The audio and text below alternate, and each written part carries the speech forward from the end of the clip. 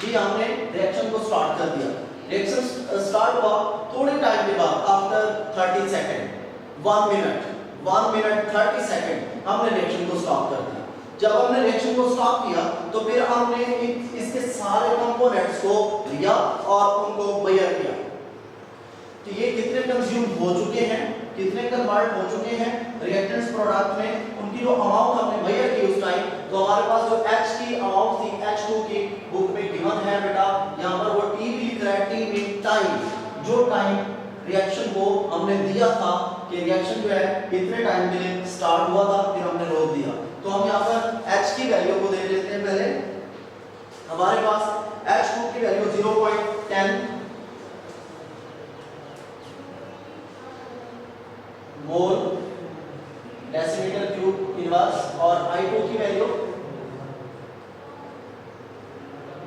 0.20 मोल decimetre cube inverse और HI की value हमारे पास 0.40 मोल डेसीमीटर क्यूब इनवर्स। ठीक है बच्चे, तो अब देखें हम अब QC को फाइंड करने जा रहे हैं। तो हम यहाँ पर राइट करेंगे QC इज इक्वल टू हमारे पास प्रोडक्ट ओवर रिएक्टेंट्स, तो प्रोडक्ट ये साइड और रिएक्टेंट्स ये साइड, एक्सप्रेशन राइट करेंगे HI का square over H2 and I2। So simple, QC is equal to, अब HI की वैल्यू हमारे पास 0.40 का स्क्वायर ओवर 0.10 0.20, तो हम इनका स्क्वायर निकालेंगे और फिर इन दोनों को मल्टीप्लाई करेंगे, जो आंसर आएगा इनको डिवाइड करेंगे, तो हमारे पास QC का आंसर आएगा 8.0। अब देखो यहां से थोड़ा सा हम सोचेंगे, KC की वैल्यू क्या है 57 और QC की वैल्यू क्या है 8। KC is 57 and QC is 8। अब रिएक्शन किस साइड पे जा रहा है, रिएक्शन में किस साइड पर प्रोसीड होना है। अब देखिए बेटा, सिंपल सी बात है, QC is smaller या KC is greater than QC, reaction in the direction forward direction, reaction move in forward direction, direction of reaction is the forward, reaction forward की तरफ जा रहा है। तो इसी का अगर हम यहाँ पर टर्म्स राइट कर लेते हैं, हमारे पास 3 टर्म्स होती हैं कि हम कह सकते हैं QC is smaller than KC, reaction in the forward direction, यहाँ पर उसने डायग्राम के साथ भी बनाई हुई है। ठीक है,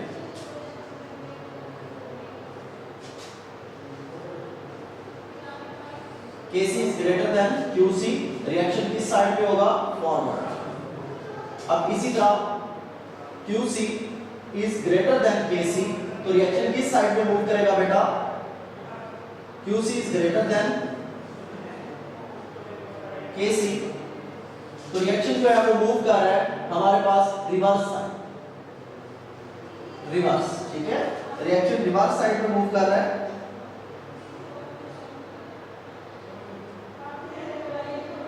उसके बाद नेक्स्ट हम देखेंगे when QC is equal to the KC, तो QC और KC के इक्वल हो तो क्या हमारे पास कंडीशन फॉर्म होगी, QC is equal to KC, तो दोनों आपस में इक्वल है, तो हमारे पास रिएक्शन जो है फॉरवर्ड और रिवर्स दोनों साइडों पे टेक प्लेस हो रहा होगा, मतलब यहाँ पर इक्विलिब्रियम की कंडीशन अटेन कर लेगा रिएक्शन।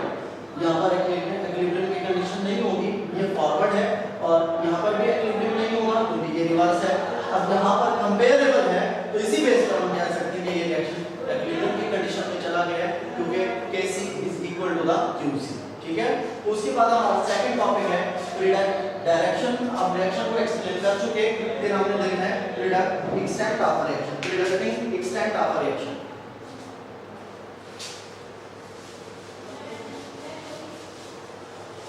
ये हमारे इस चैप्टर का लास्ट टॉपिक है आज। इंशाल्लाह नेक्स्ट लेक्चर के अंदर हम सीखेंगे इसके exercise.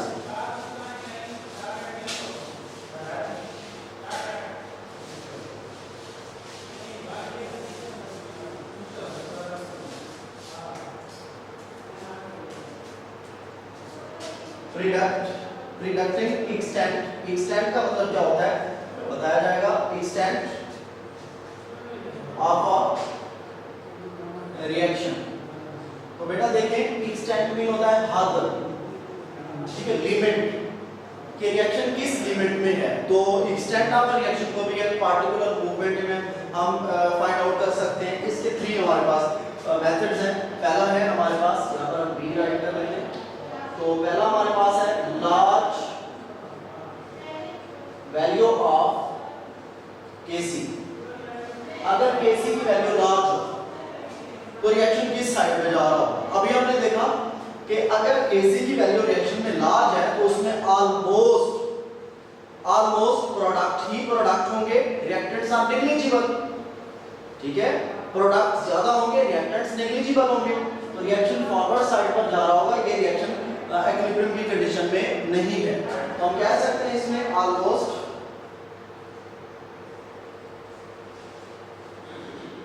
all products and amount of reactants are negligible। तो इसमें हमारे पास एक रिएक्शन की एग्जांपल भी गिवन है बुक के अंदर। वो एग्जांपल क्या है हमारे पास, 2CO plus O2 forward and reverse CO2 balance करेंगे यहाँ पर 2 और Kc की वैल्यू हमारे पास क्या होगी 2.2 मल्टीप्लाई बाय 10 रेज़ पावर 22, ठीक है। इसी तरह जो हमारे पास सेकंड इसका वो है टर्म है, सेकंड टर्म वो क्या है, small value of Kc, small numerical value of Kc। Small numerical value of Kc, तो हम देखेंगे small numerical value of Kc में क्या होता है। यहाँ पर हमने जैसे राइट किया ऑलमोस्ट प्रोडक्ट्स और रिएक्टेंट्स नेग्लिजिबल।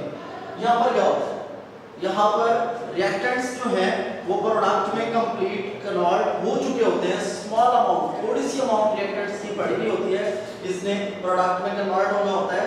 तो यहाँ पर लिखा हुआ भी है the large value of small value of Kc reaction is it indicate the equilibrium is established. Why? Because small conversion of reactants to product, ठीक है। तो हम यहाँ पर भी कह सकते हैं कि यहाँ पर ऑलमोस्ट ज्यादातर क्या होंगे, रिएक्टेंट्स होंगे और प्रोडक्ट्स जो होंगे वो नेग्लिजिबल होंगे।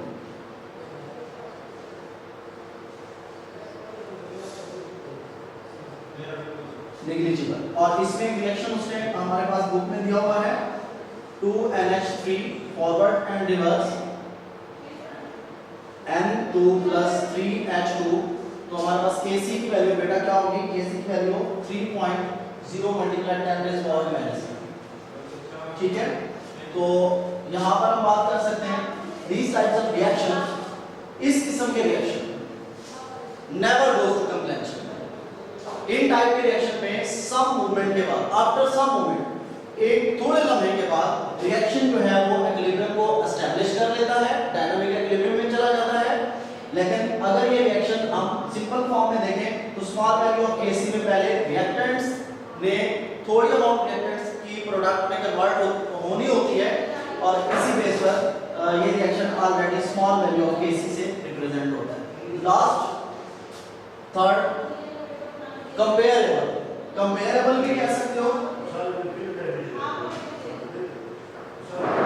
कंपेरेबल वैल्यू ऑफ Kc, या फिर ये कह सकते हो the value of numerical value of Kc neither small और नॉर लार्ज, ना बड़ी ना छोटी।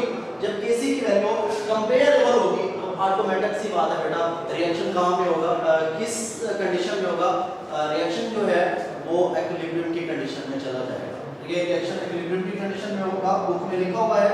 तो ये हमारे पास है N2O2 forward and reverse 2NO, ठीक है, और Kc की जो वैल्यू होगी वो 0.211। तो देखिए यहाँ पर MCQ है, ये इंपॉर्टेंट MCQ है, इसकी वैल्यू मोस्टली पेपर में आता है। इसकी वैल्यू भी इंपॉर्टेंट MCQ है, हाईलाइट कर लेंगे। इसकी वैल्यू भी इंपॉर्टेंट MCQ है।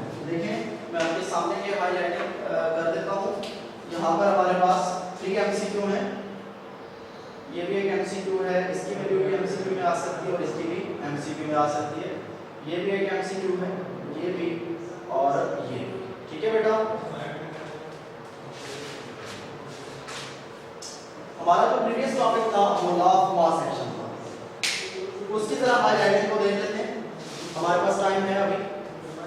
तो law of mass action, law of mass action में शॉर्ट क्वेश्चन आता है। एक एमसीक्यू है, गोल्डबर्ग एंड वेट ने 1869 में इस लॉ को प्रपोज किया, पुट फॉरवर्ड किया, तो ये भी एक एमसीक्यू के तौर पर पेपर में आ सकता है, ठीक है।